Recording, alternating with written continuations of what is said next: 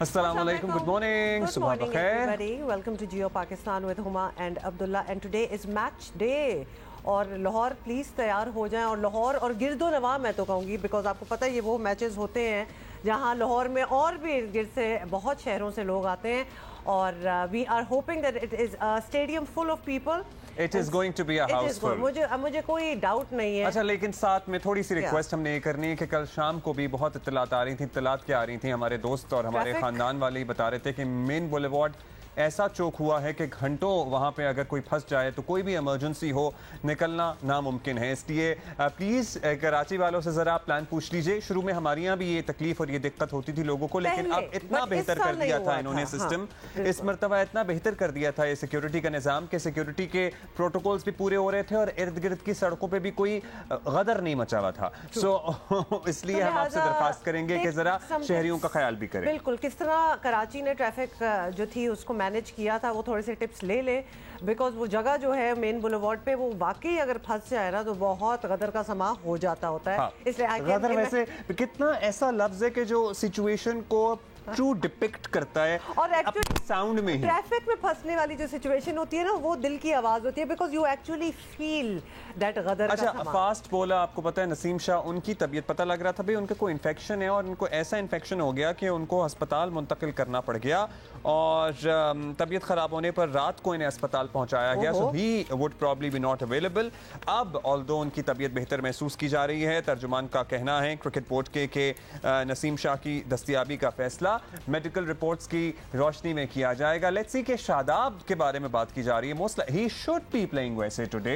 अब मेरा ख्याल है कि उन्हें रिदम में लाना शुरू कर देना चाहिए क्योंकि Shadab is a world class player Indeed. तो अभी हमें मतलब कंक्लूसिवली ये नहीं पता कि Naseem Shah will be playing और नॉट और it is likely that he might not because रात को तो एडमिट रहे हैं. लेकिन हमें ये भी नहीं पता ना कि शादाब भी होंगे कि नहीं होंगे. तो ये सारी ये तो होप है, ये स्पेकुलेशन है. हम उम्मीद कर रहे हैं कि शादाब आज के मैच में हमें एक्शन में नजर आएंगे. उस्मान कादिर आपको पता है उन्होंने जो सुपरमैन कैच लिया था उस दिन, जो लिटरली भुलाए नहीं भूलता, उसकी वजह से उनकी उंगली जरा कुछ इंजर हो गई है तो वो भी most likely he is not available. So let's see क्या होता है. खैर बहुत सी हम आपको पहले ही बता चुके हैं कि सभी लोग इस बात को इनकरेज कर रहे हैं कि भाई रोटेशन पॉलिसी को मद्देनजर रखें क्योंकि आगे वर्ल्ड कप हमारे सर पर है. चलें, ये तो अब वो है ना कि जो आज होना है और ऑफ कोर्स उसके बारे में हम दोबारा बात करेंगे. सबसे अहम मसला और मामला आज जो है हमारे दोपहर में नेशनल सिक्योरिटी कमेटी का, हमारी कौमी सलामती कमेटी का इजलास होगा और लिटरली हम सोचते हैं ना कि इसके बाद क्या ही हो सकता है पाकिस्तान. मतलब प्राइम मिनिस्टर हाउस का बग हो जाना और प्राइम मिनिस्टर हाउस के कमरों में होने वाली कॉन्वर्सेशंस का इस तरह ऑनलाइन वेबसाइट पे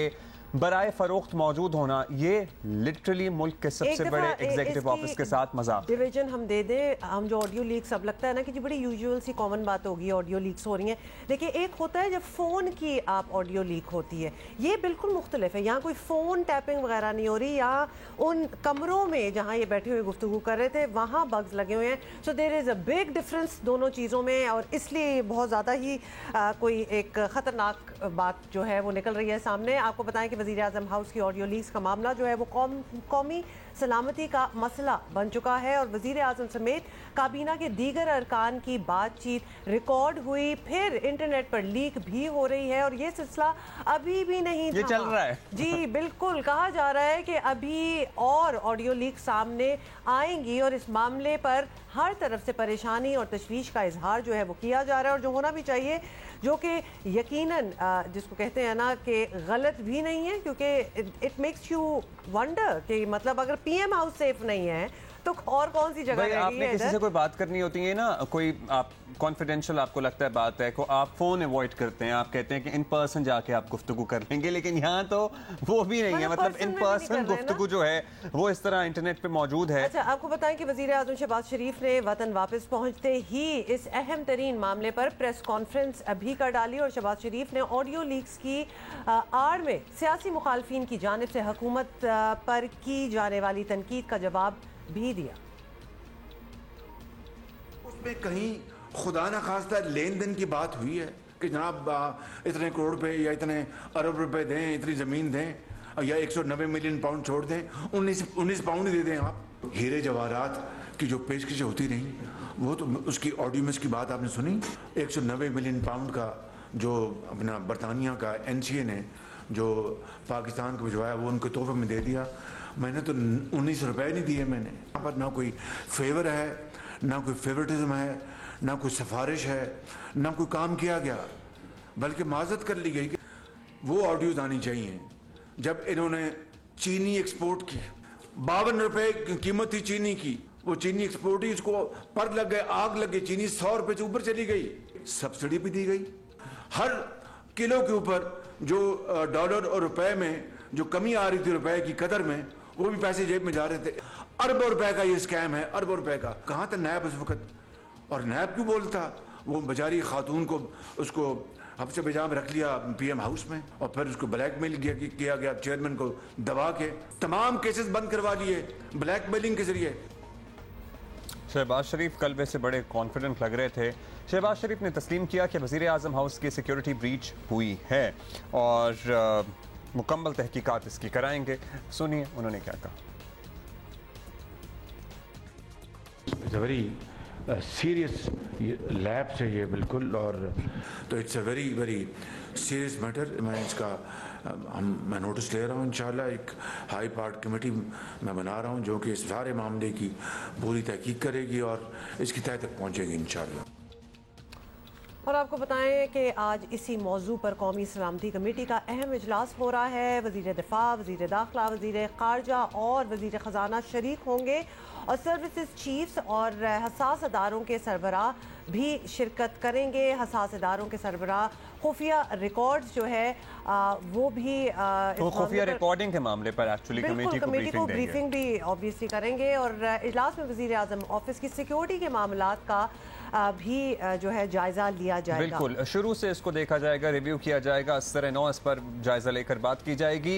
हुकूमत की तरफ से पहले ही एक तहकीकाती कमीशन भी आपको पता है कायम किया जा चुका है। दूसरी तरफ चवन पीटीआई इमरान खान हैं जो हुकूमत पर हमले की ताक में रहते हैं, और ये कैसे हो सकता है कि वो इससे सियासी फायदा उठाने की कोशिश ना करें। वो हुकूमत को आड़े हाथों ले रहे हैं मुसलसल इस मामले पर। अभी ये जो ऑडियो लीक्स आई हैं, ये जो इंकशाफ आपके सामने हुए हैं, इनके अंदर पता चलेगा कि वो सारे एक मफरूर, एक करप्ट आदमी, एक झूठा आदमी, एक अरबों रुपए इस मुल्क के चोरी करके बड़े बड़े महलत में बाहर रहने वाला आदमी, वो मुल्क के फैसले कर रहा है। ये मगरिब में तसव्वुर भी नहीं है। मगरिब में तसव्वुर नहीं है, लेकिन खान साहब ने कभी उन पे इज़हार ख्याल नहीं किया जो IMF की डील डीरेल करने के लिए इनके साबिक वज़ीर ख़जाना मौजूदा सूबाई वज़रा ख़जाना के साथ साजिश करते हुए पाए गए थे।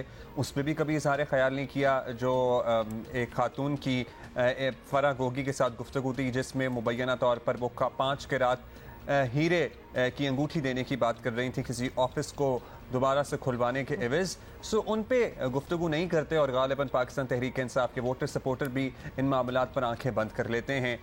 वो कहते हैं ना, बुरा देखो ना बुरा सुनो ना बुरा बोलो। राना सनाउल्लाह साहब हमारे साथ हैं और उनसे बात कर लेते हैं। वफाकी वज़ीर दाखिला राना साहब, अब शहबाज शरीफ ने ऑडियो लीक्स की खुद तस्दीक भी कर दी है, ये तासुर भी कायम किया जा चुका है कि जिम्मेदार जो भी है इसका तयन हो चुका है, लेकिन एक इंक्वायरी कमीशन भी बना दिया गया है। फिर ये बताइएगा कि नेशनल सिक्योरिटी कमेटी की मीटिंग में क्या जिम्मेदारों की सज़ा तजवीज़ की जाएगी या ये तय करना है कि आइंदा ऐसा ना हो? मतलब एजेंडा क्या है उस मीटिंग का? देखिए, इसमें तो कोई दूसरी राय नहीं है कि ये ऑडियो जो है वो लीक हुई है और उसमें जो गुफ्तगू सुनाई गई है प्रेमा फशाई, वो जो अलैज किया गया है कि ये फ़लाँ की गुफ्तगू है, वो भी दुरुस्त मालूम होता है। लेकिन देखिए, कोई भी ऑडियो या वीडियो जो लीकेज है उसमें जो उसका कंटेंट है ना, वो बहुत अहम होता है। अगर वो कंटेंट जो है वो ऐसा हो कि जो कि किसी अखलाकी ज़ाब्ते के लिहाज से, किसी कानूनी ज़ाब्ते के लिहाज से या नेशनल इंटरेस्ट जो है या जो मोरालिटी है उसको वो डैमेज करता हो, तो फिर वो जिस फ़र्द से मुतल्लक भी होगा उसको जो है वो नुकसान भी पहुंचेगा, उसे जवाबदेह भी ठहराया जाएगा और उसके जो नुकसान है वो भी होंगे। अब तक जो वीडियो लीक हुई हैं उनके कंटेंट्स आप देख लें तो उसमें कोई ऐसी चीज़ हमारे ख़िलाफ़ जो वो है नहीं। तो इसलिए जो है इसकी इंक्वायरी डिटेल में होना इसलिए ज़रूरी है कि मालूम किया जा सके कि ये हुआ कैसे क्या तरीक़ाकार इख्तियार किया गया और इसमें कौन लोग मुलव्वस है और इन चीज़ों से आइंदा के लिए जो है वो किस किस्म की एहतियात जो है उसको पुरकार रखा जाए। Certainly it is a matter of utmost importance। अब राना साहब ये रिपोर्ट्स भी सामने आ रही हैं जो ऑडियो लीक्स आ चुकी हैं, इसके अलावा बहुत कुछ है। खैर खान साहब भी टीज़र छोड़ रहे हैं, लेकिन ये भी इत्तलात हैं कि साबिक वज़ीर आज़म यानी इमरान खान से मुताल्लिक भी बहुत कुछ मवाद है जो किसी भी वक्त सामने आ सकता है और बवक्त ज़रूरत which should not be encouraged इन चीज़ों को इस्तेमाल किया जा सकता है। तो आपके पास कोई इंफॉर्मेशन है या आप इस मामले की तस्दीक या तरदीद करना चाहेंगे, क्योंकि खान साहब तो टीज़र छोड़ रहे हैं कि भाई अब ये भी आनी है ऑडियो, ये भी आनी है ऑडियो। नहीं देखिए, ये जो बात की जा रही है 140 घंटे 100 घंटे की, ये बिल्कुल सारा जो है ये अफवाह है और ये मामले को खामखा जो है हाइप देने और चीज़ों को जो है वो बगाड़ की तरफ लेके जाने की जो है वो कोशिश है। कोई ऐसी जो है वो चीज़ नहीं है। फवाद चौधरी साहब कह रहे हैं कि जी वो तो $3,45,000 में जो है वो सौदा हो रहा है और वो कह रहे हैं कि जी वो पैसे मांगे जा रहे हैं, गवर्नमेंट जो है वो ऑफर कर रही, जैसे ये खुद एजेंट हों और ये कोई बीच में पढ़ के जो है ये तय करवा रहे हों। तो ये सारा जो है ये इस तरह की अफवाह शादी है, तो इसमें कोई ऐसी चीज़ नहीं। बाकी जहाँ तक बाकी ऑडियो या वीडियो का मामला है तो वो तो आपके इल्म में है कि इमरान खान साहब के मतलब कुछ वीडियोस के मतलब जो है वो बात सामने आई थी। उसका ख़ुद भी इमरान खान साहब ने इतराफ़ किया था कि जी मेरी करैक्टर असैसिनेशन के लिए कुछ वीडियोस जो है वो चलाई जाएंगी और कुछ चीज़ें जो है वो मार्केट में आई भी, लेकिन शायद वो चलाने वाली या कोई ऐसी नहीं थी कि जिनको जो है वो आगे इवन कोड भी किया जा सके। अच्छा राना साहब, ये सारी बातें तो हो गई हैं, ऑफ कोर्स जो भी इस मीटिंग का निकलेगा रिजल्ट वो तो आप लोग हमारे साथ शेयर कर ही लेंगे। एक और इशू भी बड़ा अहम है। लंदन में मरियम औरंगज़ेब को हरासा करने के वाक़े की सब ने मज़म्मत की और अब सुना है कि हुकूमत ने उन ओवरसीज़ अफराद की जो तफसीलात हैं वो भी हासिल कर लिए हैं, तो इनके पासपोर्ट भी ब्लॉक करने पर गौर किया जा रहा है। तो ये रिएक्शन कैसे दुरुस्त हो सकता है? मतलब ये आपने सोचा है कि ये इसका क्या इमेज जो है वो लोगों को बाहर जाएगा? लॉफुल एग्जैक्टली, ये कर भी सकते हैं कि नहीं कर सकते आप लोग? देखिए, उनकी तफसीलात तो हम बिल्कुल हासिल कर रहे हैं।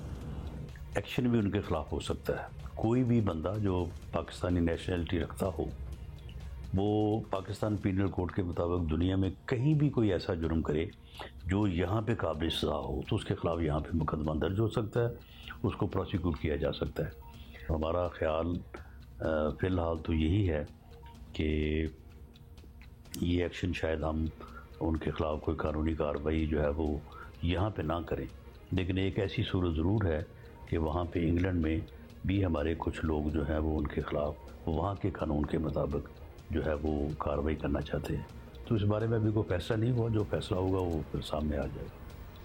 ठीक है जी, लेट्स सी। आपका ख्याल ये है तो कि आप यहाँ तो शायद कुछ ना हो, लेकिन लंदन में भी आप कोई एक्शन ले सकते हैं। बहुत शुक्रिया आपका राना साहब। Let's see and let's hope कि इस मरतबा जो पर्टिकुलरली ऑडियो लीक्स वाला मामला है इसमें जिम्मेदारों का ना सिर्फ तयन किया जाए बल्कि एग्जाम्पलरी कोई डिसाइसिव जो भी कार्रवाई करनी है वो भी की जाए, ताकि इस किस्म की कार्रवाइयों का मतलब मजाक तो नहीं है ये। मतलब ये embarrassing for the entire nation है। वैसे तो आपस की बात है, मतलब which world leader would come to Prime Minister's office and would say things जो कहनी चाहिए उसे या बात करनी चाहिए अगर कोई प्राइम मिनिस्टर से बात करना चाहे, तो उसको ये डर नहीं होगा कि कल को ये बातें बाहर होंगी, इंटरनेट पे मौजूद होंगी बातें। और एक तरीका होता है बात करने का। खैर एनीवे, ये आई एम श्योर सारों को the gravity of the situation जो है वो बड़ी अच्छी तरह समझ आ रही है। Moving on and entirely to a very different topic, Jio Film presents The Legend of Maulla Jatt का सबको इंतजार है बहुत ज्यादा। तो फिर इसी की बात कर लेते हैं। लेकिन अब ये इंतजार जो है ये खत्म भी होने वाला है। आपको बता दें कि 13 अक्टूबर को पाकिस्तानी सिनेमास की अब तक की सबसे बड़ी film the legend of Maula Jatt release होने जा रही है और फिल्म की एडवांस बुकिंग 30 सितंबर शाम 7 बजे से शुरू हो जाएगी। तो जुमे की शाम 7 बजे से हो रही है इसकी एडवांस बुकिंग जारी है वाला इश्तिहार आपको याद है। एडवांस बुकिंग इसकी जारी है, जुमे की शाम 7 बजे से ये एडवांस बुकिंग शुरू हो जाएगी। 1979 में ये पोस्टर नया लग रहा है जो हम देख रहे हैं। Yes, indeed it is a new poster। और आपको पता ही है हर कैरेक्टर हम इधर देखते हैं, बड़ी हमारी बड़ी स्क्रीन लगी हुई है ना। 1979 में बनने वाली फिल्म मौला जट ने पाकिस्तानी सिनेमा का धारा ऐसा बदला कि उसके बाद कई सालों तक इसी किस्म की फिल्में बनती रहीं। इसी तरह द लेजेंड ऑफ मौला जट भी उन लाजवाल किरदारों को दोबारा जिंदा करके तारीख होपफुली बनाने जा रही है। फिल्म की कास्ट है स्टार स्टडेड। इसमें फवाद खान है, हमजा अब्बासी हैं, माहिरा खान है, हुमायूं मलिक जैसे सुपरस्टार्स हैं। और फिल्म की कहानी पिछली मौला जट से कितनी मुख्तलिफ है, कितनी एक जैसी है, ये तो हम खुद फवाद खान से पूछेंगे, जो कि हमें अगले घंटे में ज्वाइन करेंगे। और अभी हम इस बारे में ज़रा वेटरन्स ऑफ द इंडस्ट्री से भी गुफ्तगू करना चाहेंगे। फिल्म साज पाकिस्तान का जो नंबर 1 फिल्मी घराना है ना, एवेन्यू स्टूडियो वाला, आगा सजाद गुल साहब हमारे साथ मौजूद हैं, किसी तारुफ के मोहताज नहीं हैं। मुतअद्दिद हिट टीवी ड्रामे फिल्मों के पीछे इनका नाम है, इनकी मेहनत है, इनके ख़ानदान की बड़ी खिदमत हैं। बहुत शुक्रिया आगा साहब, आपने वक्त दिया। आगा साहब, मतलब when we see the rushes, जब आपने टीज़र देखा, ट्रेलर देखा, पोस्टर्स देखे, कि हमें तो बहुत एक्साइटमेंट है, लेकिन क्या आपको भी मुख्तलिफ लग रहा है? आपको लग रहा है कि ये फिल्म पाकिस्तान फिल्म इंडस्ट्री के दौरे हाजिर में एक माइलस्टोन साबित होगी? अस्सलामुअलैकुम। आपने जैसे बजा फरमाया, एक बहुत अच्छे प्लॉट की फिर से रीमेक हो रही है लेजेंड ऑफ मौला जट, और मैं बड़ा खुशनसीब हूँ कि मुझे तो फिल्मों का जुनून है और मुझे बिलाल अशारी और सारी टीम ने, प्रोड्यूसर्स, डिस्ट्रीब्यूटर्स ने मुझे मौका दिया है। मैंने 3 दिन पहले ये फिल्म देखी है एक प्राइवेट स्क्रीनिंग पे, और मैं तो उनको उन्होंने एक वर्ल्ड किया है डायरेक्टर ने, जो मैंने अपनी जिंदगी में ऐसी दुनिया नहीं देखी। और ये जो मौला जट है, I think not only Pakistan की आज तक एक्शन फिल्मों में सबसे अच्छी फिल्म है, बल्कि मेरा ख्याल है हमारे हमसाया दोस्त मुल्क हिंदुस्तान भी जब इस फिल्म को देखेगा तो it is no less than any Bollywood film ever made. और मेरा तो अपना तज्जिया ये है कि जैसे हिंदुस्तान में आज तक शोले को लोग याद करते हैं, अब फ्यूचर में आई थिंक हमारी ये जो मौला जट है, इस फिल्म को भी हमेशा याद किया जाएगा कि मैंने अपनी जिंदगी में इतनी अच्छी फिल्म नहीं देखी। मतलब आपका इतना बड़ा तजुर्बा है, और आप ये कह रहे हैं तो दैट डेफिनेटली मीन्स समथिंग। जिस तरह मौला जट लोगों को याद है, तो लेजेंड ऑफ मौला जट भी आप कह रहे हैं नहीं भूलेंगे। आगा साहब, आप कह रहे हैं आपने 2-3 दिन पहले पूरी मूवी देखी है, तो आप हमें बीच अपने हिसाब से ये बता सकते हैं कि क्या ये मूवी आजकल की ऑडियंस के लिए, आजकल के यंगस्टर्स के लिए रेलेवेंट भी है? बिकॉज अगर मौला जट इटसेल्फ देख लें लेजेंडरी फॉर्म में, तो obviously we all love it, लेकिन रेलेवेंस है to this day and age? I think ये जो फिल्म बिलाल अशारी ने बनाई है, ये इसने अपनी एक दुनिया हमें दिखाई है, जिसमें ये लेजेंड ऑफ मौला जट को उसने एक टोटली डिफरेंट नैरेटिव के साथ पेश किया है, और एक पूरी दुनिया एक नई बनाई है, और इतने अच्छे और बड़े स्टार्स हैं पाकिस्तान के, और एक एक किरदार के साथ जो जस्टिफिकेशन बिलाल अशारी ने की है, और जिस किस्म की प्रेजेंटेशन है, जिस किस्म का बैकग्राउंड म्यूजिक है, जिस किस्म की फोटोग्राफी है, इट इज 100% आउट ऑफ 100%।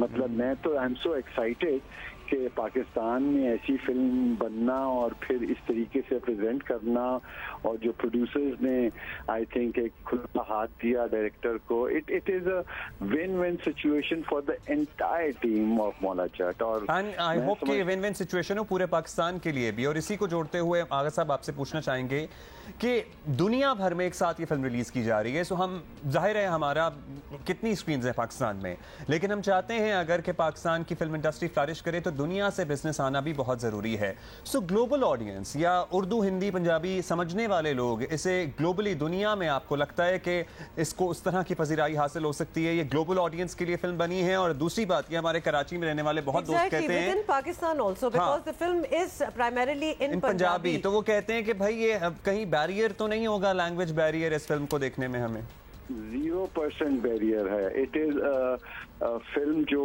वो पठान भी देखेगा, पंजाबी भी देखेगा, उर्दू भी देखेगा, गुजराती भी देखेगा, और आप देखिएगा इंशाल्लाह ताला जिस किस्म की फिल्म ये है और जिस किस्म का इनका ओवरसीज डिस्ट्रीब्यूटर है, मेरे ख्याल से ये ओवरसीज में शायद पाकिस्तान से ज़्यादा बिजनेस करे। ओह वंडरफुल, लुकिंग अच्छा, forward. That is good to hear. और ये बड़ा रिलीव होंगे हमारे बहुत से कराची के फ्रेंड्स, क्योंकि ये बड़ा सवाल था कि भी पंजाबी में होगी तो हमें कैसे समझ आएगी। अच्छा, ये भी बताइएगा कि बहुत अरसे से बात हो रही थी लेजेंड ऑफ मौला जट की अनाउंसमेंट तो सालों पहले हो गई थी, उसके बाद फिर वो हश हश हो गया सीन। नज़र आता है कि इस ऐसी फिल्म को बनने के लिए इतने साल ही लगने थे, मतलब क्योंकि अब एक्सपेक्टेशन जितने अरसे से फिल्म बन रही होगी, जितना लंबा अरसा गुजरा होगा, तो एक्सपेक्टेशन तो बहुत ज़्यादा हो जाएगी। 1.5 साल मुकम्मल हो चुकी हुई शूटिंग शुरू हुई थी, फिर अनफोर्सीन सर्कमस्टांसेस हो गए और जिसकी मेजर तो हो गया, जिसकी वजह से डिले करनी पड़ गई। अदरवाइज फिल्म तो 1.5 साल में ख़त्म हो चुकी हुई थी और डिले सिर्फ कोविड की वजह से और दूसरी अनफोर्सीन सर्कमस्टांसेस की वजह से डिले हुई थी। और कराची वालों को या उर्दू स्पीकिंग या पठान लोगों को जो समझते हैं कि लैंग्वेज बैरियर होगा, इस फिल्म की जो सबसे बड़ी सरप्राइज होगी that will be Mahira Khan. अच्छा आगा साहब, जी जी जी फरमाइए। उन्होंने बहुत ही अच्छा परफॉर्मेंस दिया माहिरा खान ने, and this will be a very pleasant surprise for everybody कि जी जिनका ख्याल है कि ये पंजाबी फिल्म है और ये तो लैंग्वेज को, ये एक वर्ल्ड ही और है, ये दुनिया ही और है जो क्रिएट की गई है, बिलाल शाहिद ने की है। अच्छा, तो हम आपसे ये भी जानना चाहेंगे आगा साहब कि माहिरा खान की परफॉर्मेंस, क्या हम ये अखज़ कर लें कि आपको माहिरा खान की परफॉर्मेंस बहुत ज़्यादा अच्छी, मतलब सभी की अच्छी लगी है, लेकिन क्या माहिरा खान की परफॉर्मेंस आपको बहुत ज़्यादा अच्छी लगी है? क्योंकि हम आपसे अगला सवाल यही पूछने वाले थे कि किसकी परफॉर्मेंस ने आपको बहुत ज़्यादा इंप्रेस किया। सो एक तो मुझे लग रहा है माहिरा खान की परफॉर्मेंस ने आपको बहुत ज़्यादा इंप्रेस किया। माहिरा खान का तो मैंने इसलिए जिक्र किया कि जी she is 100% Urdu speaking and she is a very cute girl and one of our famous artist in Pakistan, superstar. But किसी को ये कहना कि जी किसने ज्यादा परफॉर्म अच्छा किया वो बहुत मुश्किल है, बिकॉज सारों ने अपना अपना किरदार बहुत अच्छे तरीके से निभाया है। और जो सबसे बड़ी अदर देन माहिरा खान जो सरप्राइज होगी कि जी जो मौला जट का किरदार किया फवाद खान ने, फवाद खान ने अभी तक अपने करियर में इतनी अच्छी परफॉर्मेंस किसी फिल्म में नहीं दी। अच्छा, स्पीकिंग ऑफ फवाद खान, क्योंकि फवाद खान को हम कम देखते हैं, माहिरा खान की तो फिर भी फिल्में या कोई टीवी ड्रामे आ जाते हैं, फवाद खान को हम लिटरली कमर्शियल्स में ज़्यादा देखते हैं। और ये जो मूवी है, ऐसा रोल तो फवाद खान का हमने इतना एज अ फाइटर और इस किस्म का हमने देखा नहीं। तो ही क्या वो जस्टिफाई कर रहे हैं अपने कैरेक्टर को? We know he is a fine actor, लेकिन चूंकि आपने फिल्म देख ली है तो आप बताएं। जस्टिफाई नहीं किया कि आई थिंक उनकी जो फवाद की जो एक्टिंग स्किल्स हैं और जो कैरेक्टर उन्होंने निभाया है और जो उन्होंने परफॉर्मेंस दी है हर एतबार से, इट इज प्रोबेबली अल्लाह करे को इससे अच्छा अगली फिल्म में कभी परफॉर्म कर सकें। Oh my God, that's big statement. Hamza ने भी बहुत अच्छा काम किया है और बिकॉज हर किरदार में एक जो छोटा किरदार है जिसके 1-2 सीन है इस फिल्म में या 3 सीन होंगे, एवरीबडी में ये इट्स अ कंप्लीट स्पेक्टेकल। इससे अच्छी फिल्म मैंने अपनी जिंदगी में पाकिस्तान में नहीं देखी, एक्शन फिल्म। आगा साहब, आपकी तरफ से ये बात आना बहुत बड़ी बात है, हम आपके अल्फाज की कदर करते हैं और जो भी फिल्म बीन हैं या फिल्म के फ़ैन हैं या सिनेमा के फ़ैन हैं, पाकिस्तानी फिल्म इंडस्ट्री या पाकिस्तान में रहने वाले, आपकी तरफ से कि ये स्टेटमेंट, ये वर्डिक्ट आ रहा है कि आपने इससे अच्छी एक्शन फिल्म पाकिस्तान में आज तक नहीं देखी, तो इस बात में बहुत वजन है। बहुत शुक्रिया आपका। Thank you so much. और नासिर अदीब साहब जो लिखारी हैं इस फिल्म के, जिन्होंने ओरिजिनल भी लिखी, वो हमारे साथ उस दिन मौजूद थे और वो कह रहे थे कि आपको इस फिल्म को देखने के लिए, एंजॉय करने के लिए आवाज़ भी खोलने की ज़रूरत नहीं है, मतलब आपको कुछ सुनने की भी जरूरत नहीं है। एक दफा फिर आपको याद दिला दें, ना इंतजार कीजिएगा कि कहीं से डाउनलोड करें और कहीं और देखें। बिग स्क्रीन मूवी है, एडवांस बुकिंग शुरू हो रही है। You have to watch it on the big screen, वरना फिर वो उसका वो इम्पैक्ट नहीं होता ना, कुछ चीजें बनी होती हैं बड़ी। और हम आपको बता रहे हैं कि फिर हमारे पास तो बिल्कुल ना आइएगा, बिल्कुल एंड टाइम पे टिकट नहीं मिल रहे कि जियो प्रेजेंट्स क्योंकि मौला जेट है कि हम कोई मदद कर सकेंगे, हम नहीं कर सकेंगे क्योंकि ऑलरेडी इस फिल्म के लिए डिमांड बहुत ज्यादा है। हमारे अपने दोस्त रिश्तेदार सब अभी से कह रहे हैं, हमने उन्हें बता दिया है कि आपने जुमे की शाम 7 बजे से टिकट खुल जाएगी, आप खरीदना शुरू ब्रेक लेते हैं, इस पे आगे मजीद बात करेंगे क्योंकि आपकी ट्वीट्स वगैरह भी आ रही हैं तो लगता है बातें कुछ रह गई हैं।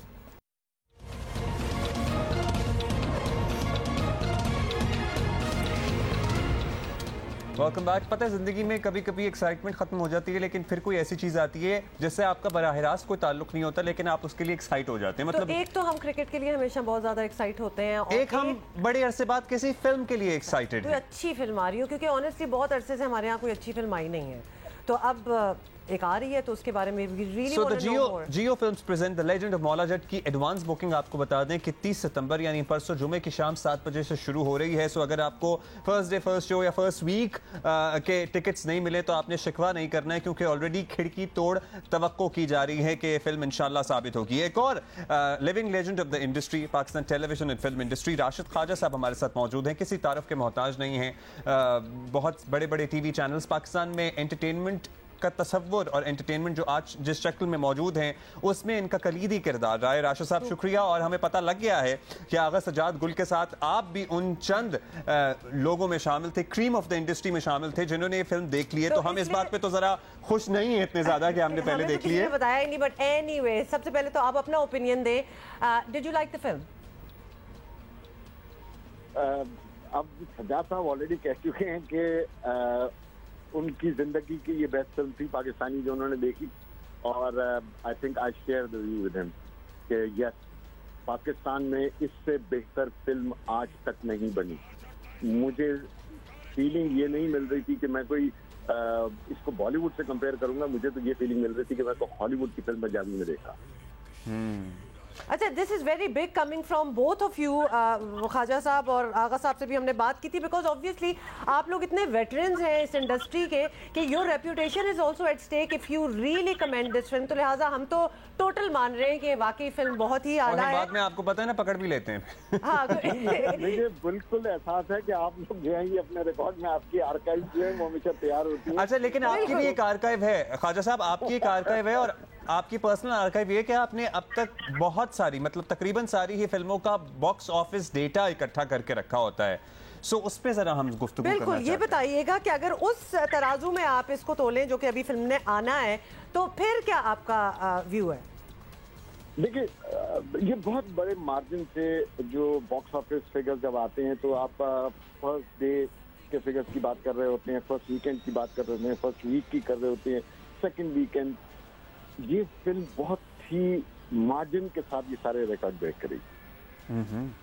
अब मतलब क्या एक्सपेक्ट कर रहे हैं? कोई फिगर आप दे सकते हैं हमें, क्या एक्सपेक्ट कर रहे हैं ग्लोबली एंड देन लोकली? देखिए, आप जब लोकल उसकी बात करते हैं तो पाकिस्तान की highest grossing film is 52 crore, और सेकंड हाईएस्ट एक इंडियन फिल्म है, नंबर 1 पाकिस्तानी फिल्म है, जवानी फिल्म है आनी 2, उसका 52 करोड़ है, और नंबर 2 पाकिस्तान में हाईएस्ट ग्रोसिंग फिल्म इंडियन है संजू, जो 38 करोड़ के करीब है। अब ये दोनों मिला के 90 करोड़ बनते हैं, और मैं आप आर्काइव से निकाल लीजिएगा महीने बाद मेरे ये फिगर कि ये इन दोनों को क्रॉस करेगी मिला के। और ये हम सिर्फ पाकिस्तानी मार्केट की बात कर रहे हैं। देखिए, पाकिस्तानी सिनेमा जो है ना, वो पाकिस्तानी फिल्म को सपोर्ट नहीं देता। पाकिस्तान की जितनी बड़ी चेन्स हैं ये पाकिस्तानी फिल्म के साथ बहुत ज्यादती करती हैं। ये अगर ज्यादती नहीं करेंगी तो ये पहली फिल्म होगी जो 100 करोड़ का फिगर क्रॉस करेगी। That is going to be big. That's a very tall claim, Khawaja Sahab. ये बताइएगा कि आपने इस फिल्म में क्या ऐसा देखा जो आपको लग रहा है कि मतलब ये लिटरली इतने ज्यादा रिकॉर्ड्स बनाने मतलब लाइकलीहुड है कि ये बना सकती है? क्या फिल्म की स्टोरी है? मतलब we know it's Maula Jatt, it's legend of Maula जट। एक तो ओरिजिनल मौला जट का वो जो कैरेक्टर था ना, नूरी नाथ, वो पागल कर देने वाला एक कैरेक्टर है। इसमें जो चीज खास है वो ये है कि इसने मौला जट के कैरेक्टर को उससे ज्यादा बड़ा बना दिया, जो कि बिल्कुल एक ये सारा क्रेडिट जो है बिलाल लाशारी का है। कि उसने जिस तरह से इंट्रोडक्शन और उसका बैकग्राउंड एस्टैब्लिश किया है वो कमाल है। और फिर जिस तरीके से उसने शूट की है फिल्म, वो तो कोई और मिसाल ही नहीं है पाकिस्तान में कि जिस लेवल पर उसने शूट किया। अच्छा,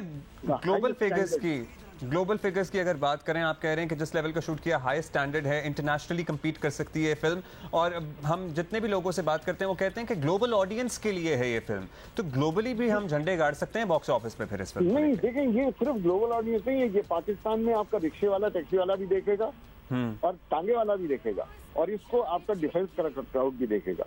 इंटरनेशनली अब जब आप बात करते हैं तो वहाँ का तो पाकिस्तानी जो यूके और कनाडा स्पेशली और नॉर्थ अमेरिका में जो पाकिस्तानी है उससे तो देखनी है, लेकिन इसको कोई ऐसा इंडियन पंजाबी नहीं है जो इंडियन पंजाब को बिलोंग करता हो और वो ना देखे।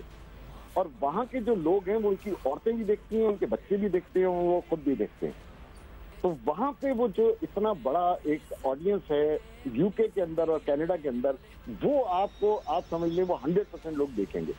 अगर सिर्फ वो देखेंगे तो आपका कोई अमाउंट $5 मिलियन के करीब बनता है, विच इज अबाउट 150 करोड़, ये आपका बन गया। और अगर इंडियन डायस्पोरा आ गया जो कि वहाँ हिंदी फिल्मों को देखने वाले लोग हैं, अगर वो आ गए तो फिर आप इजीली इसको 300 करोड़ तक ले जा सकते हैं। बट अगेन वो अभी क्वेश्चनेबल है कि वो आएंगे नहीं आएंगे, लेकिन आपका इंडियन पंजाबी 100% और पाकिस्तानी जो मत सेटल्ड है सारा यूके और कनाडा में, वो 100% वो आके देखेगा। बिल्कुल, and we are expecting that as well, because obviously वही बात तो वही होगी कि माहिरा खान, फवाद खान, मतलब अदाकारों की ऐसी लिस्ट है। And if you go by the trailers, teasers जो निकले हैं उनमें से लगता है हर किसी का रोल बड़ा रेलेवेंट है। मतलब ठीक है, मेन कास्ट में अगर आप फवाद, माहिरा, हमजा अब्बासी, इन सारों को देख भी लें, Humaima also you know looks like she has a very prominent role in it, Gohar Rasheed is there, तो सारे कैरेक्टर्स का लगता है they are there only for a specific reason, बस कोई आई कैंडी की वजह से नहीं है। देखिए, जो भी कैरेक्टर इसमें है ना, जिसने एक सीन भी किया है उसने अपनी इंपॉर्टेंस दिखाई, और उससे जिस तरह काम लिया बिलाल ने वो कमाल किया। और ये बात अब वहां से नहीं शुरू हो रही, लेकिन जो सबसे मुझे सरप्राइज जो चीज मिली है वो कैरेक्टर है उसकी नूरी की बहन का, जो हुमायमा ने किया, वो कमाल का किया उसने बहुत ही इंटरेस्टिंग उसने परफॉर्मेंस दी है। और उसके डायलॉग भी जो बड़े कमाल के लिखे हैं कि वो उस तरह के हिट होने वाले डायलॉग्स में से हैं, जो स्पेशली मैं आपको एक सीन का बता सकता हूँ जहाँ वो अपने भाई को मारती है, वहाँ पे जो डायलॉग है वो 100% एक हिट डायलॉग है जो आगे 10 साल 15 साल लोग याद रखेंगे। चले, आपको पता है ना, हुमायमा का तो इससे पहले भी जो फिल्में आई हैं, मतलब जब खिला नहीं सकते तो पैदा क्यों करते, वो डायलॉग आज तक लोगों को याद है। अच्छा, फवाद खान की हम हिंदी ऑडियंस की या जो इंडियन ऑडियंस की बात कर रहे थे ग्लोबल बॉक्स ऑफिस फिगर्स को लेके, मेरा ख्याल है फवाद खान वाला फैक्टर भी इसमें बड़ा अहम किरदार अदा करेगा, बिकॉज आपको पता है फवाद खान हमारे यहाँ जितने बड़े स्टार हैं, इंडिया में भी पीपल रेव अबाउट है, मतलब जो हिंदी फिल्म ऑडियंस है वो पागल है फवाद खान के पीछे। स्टार्स होते हैं ना, उनका इन्फ्लुएंस पहले लीक में होता है, उसके बाद फिल्में चलना होता है, चाहे वो शाहरुख खान की हो चाहे वो फवाद खान की हो, वो फिल्म जो है फिर एंड में चलती है। इस फिल्म का जो वर्ड ऑफ माउथ निकलेगा ना पहले शो के बाद, ये सिर्फ अभी आपने मुझे और सज्जाद गुल को जो सुना है, ये हर शख्स बोल रहा होगा जो वो फिल्म देखेगा।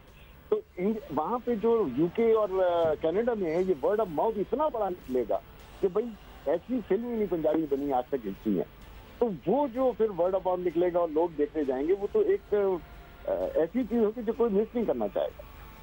अच्छा, डेफिनेटली जो मैं कहती हूँ कि इंडियन फैंस हो, पाकिस्तानी फैंस हो, जो बॉलीवुड को भी फॉलो करते हैं ऑल ओवर द वर्ल्ड, तो वो तो सारे फवाद खान को जानते हैं और इंतजार में भी हैं कि फवाद की कोई मूवी आए। सो डेफिनेटली बिल्कुल ये तो हो जाएगा। Should we be looking forward to the music of this film Khawaja Sahab, because music बहुत बड़ा पार्ट होता है एक फिल्म का, ये बताएं क्योंकि अभी हमने इस तरह कुछ सुना नहीं। देखिए जी, मैंने इसकी जो बैकग्राउंड म्यूजिक सुनी है, मैंने अपनी जिंदगी में किसी पाकिस्तानी फिल्म की ये बैकग्राउंड म्यूजिक लेवल की नहीं सुनी जहाँ पे रोंगटे खड़े करती है। ये एक्चुअली मैं आपको बता रहा हूँ कि रोंगटे खड़े करती है। और वो जो एक बिल्डअप बना है और एंड के अंदर सेकंड हाफ में जब पहली दफा मौला जट और नूरी नत एक दूसरे के आमने सामने आते हैं, उस सीन की जो बैकग्राउंड म्यूजिक है वो अल्टीमेट है। और जिस तरह से उसने वो ट्रीट किया है, और आप सीट पे बैठना मुश्किल हो जाता है इंसान को।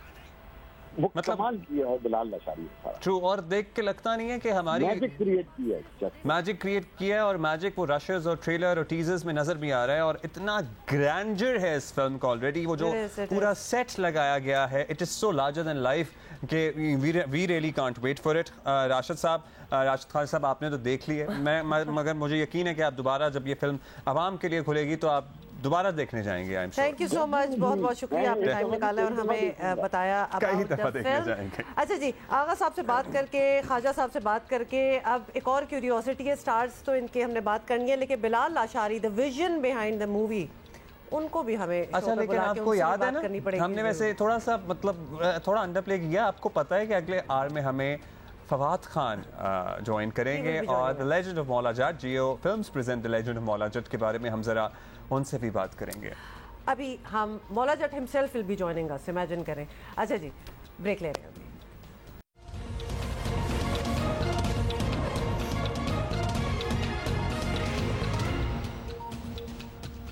अच्छा जी, वेलकम बैक। और सैलाब मुतासरीन की सूरत हाल वैसी ही है, जो भी ज़िंदगी हमारी जिस तरह भी रवा दवा आगे बढ़ती चली जाए, लेकिन हमने इन लोगों की मदद के लिए अपनी कोशिश को, अपनी काविश को जारी रखना है। सो जियो न्यूज़ भी आप तक वक्तन फ़वक्तन क्या हर रोज़ आप तक पहुँचाता है मुख्तलिफ इलाकों की सूरत हाल, और हमारा मकसद यही होता है कि हम आपको इनकरेज करें, जो NGOs देख रही हैं, जो हुकूमती एहलकार देख रहे हैं, कि खुदारा इन लोगों को अभी बहुत मदद की ज़रूरत है। तो पहले हम अपने correspondents who are actually in the field, उनसे उनका आंखों देखा हाल, and we want to know कि कोई इम्प्रूवमेंट हुई है, नहीं हुई, कि क्या सिचुएशन है, वो पता करते हैं। उसके बाद फिर हम आपकी किसी NGO से मुलाकात कराते हैं, ताकि आपको पूरा तरीका एक नज़र आ जाए कि ये ज़रूरत है चीज़ों की, ये कुछ हो रहा है, दीज आर द ऑर्गेनाइजेशंस जिनके थ्रू आप हेल्प कर सकते हैं। तो पूरा एक सिलसिला जो है हम जियो पे तो कर ही रहे हैं, और जियो पाकिस्तान पे तो 100% कर रहे हैं। इस वक्त ठट्ठा आपको लेके चलते हैं, जहां हमारे कॉरेस्पॉन्डेंट शाहिद सिद्दीकी हमारा इंतज़ार कर रहे हैं और हमें वहां का हाल बता रहे हैं। Shahid, over to you. जी, मैं इस वक्त दरियाए सिंध से मुत्तसिल बरिया शिदी बोरी के मुकाम पर मौजूद हूँ। इन सैलाब मुतासरीन ने हमें ये बताया कि वो 1.5 माह से इस बंद से मुत्तसिल इस जगह पर मौजूद हैं, लेकिन हुकूमत की जानिब से ना ही उन्हें सर छुपाने के लिए कोई खैमा दिया गया है, ना ही उनके पास राशन है, और ना ही कोई डॉक्टर यहाँ पर आया है। इनके बच्चे बीमार हैं। यहाँ पर जो सर छुपाने के लिए जो इन्होंने अपनी झोपड़ियाँ बनाई हुई थी, और उस पर साए के लिए जो प्लास्टिक की शीट्स डाली हुई थी, वो भी तेज़ हवाओं के बायस जो है वो फट गई है। लेकिन इनके पास जो है कोई भी इनकी मदद के लिए नहीं आया है। यहाँ हमने बाज़ ख्वातीन को देखा जो पुराने जो कपड़े थे उनसे जो है वो उनकी सिलाई करके, वो जो है उनका कहना था कि वो इसको बाज़ार में बेचेंगी, और उससे मिलने वाले पैसे से जो है वो अपने बच्चों के लिए राशन और इलाज के लिए दवा जो है वो ख़रीदेंगी। मतलब एड हॉक बेसिस पे जो इन्होंने टेंट्स अपने बनाए हुए थे, वो भी हवा से फट चुके हैं। तो इनके पास तो कहते हैं कि कोई डॉक्टर्स भी नहीं पहुंचे। पिंडीदिन जाएंगे, गुलाम हैदर आकाश हमें बताएंगे कि पिंडीदिन में क्या सूरत हाल है। हालिया बारिशों के दौरान सैलाबी सूरत पैदा हो गई थी, जिसके बाद पटीदन और गिरदनवा के इलाकों में सैकड़ों घर मकानात ज़मीन बोस हो गए थे और लाखों की तादाद में लोग मुतासर हुए थे।